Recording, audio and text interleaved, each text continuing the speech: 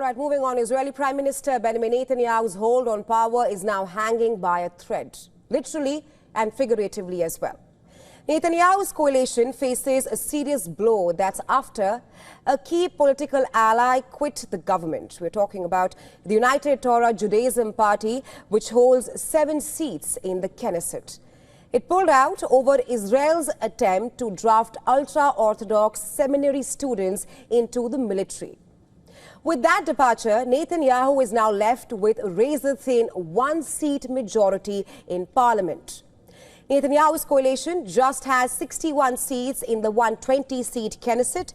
According to reports, it is unclear whether the ultra-Orthodox party, SHAS, which holds 11 seats, will follow the same path. If it does, Netanyahu could lose his governing majority altogether. At the heart of this crisis is a long-standing exemption that allows ultra-Orthodox students to skip mandatory military service. That exemption, in place since Israel's founding, has been ruled unconstitutional by the country's Supreme Court. Despite rising pressure, including from within his own party, Bibi has resisted any firm break with ultra-Orthodox allies who have backed him for years. But with Israel fighting on multiple fronts at this point of time for nearly 3 years, the Israeli army is demanding new recruits. Military leaders say that they urgently need more troops for ongoing operations. The IDF recently announced plans to draft 54,000 ultra-Orthodox men in the coming months. The army also promised stricter enforcement against those avoiding the draft.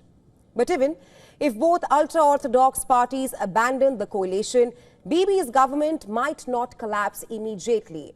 That's because the Israeli parliament will enter its summer recess on July 27th and will not reconvene until October.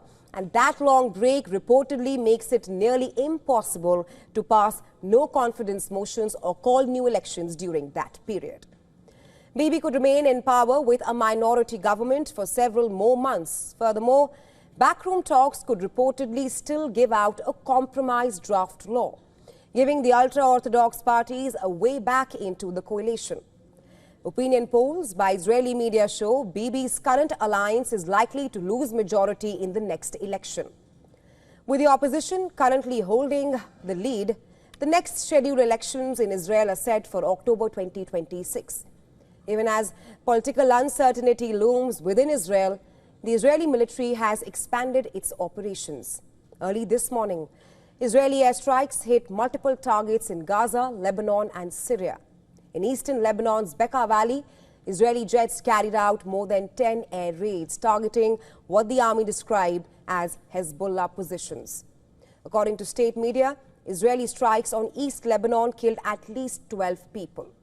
In Gaza, meanwhile, a series of explosions shook the enclave as Israeli tanks advanced near the border. Smoke was visible from inside Israel as well. The army warned civilians in northern Gaza to evacuate as it pushed westward towards the center of Gaza city.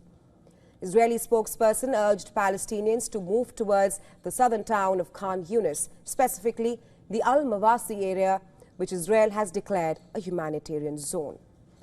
Well, the IDF says it has dismantled a 3.5-kilometer-long underground tunnel route that it claims to include several tunnel hideouts in Gaza's Khan Yunis.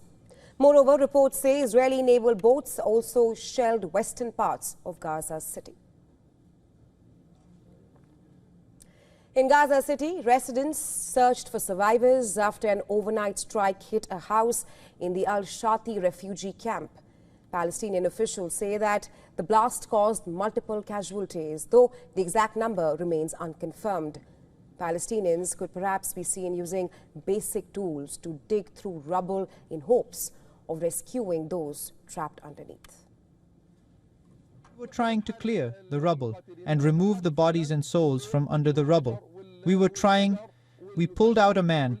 Thank God he was okay, and he told us there were some children sleeping next to him. We are trying to pull them out. We don't have resources. We are using our fingers and hands to pull out people. With our nails, we are digging in the concrete to pull out people from underneath.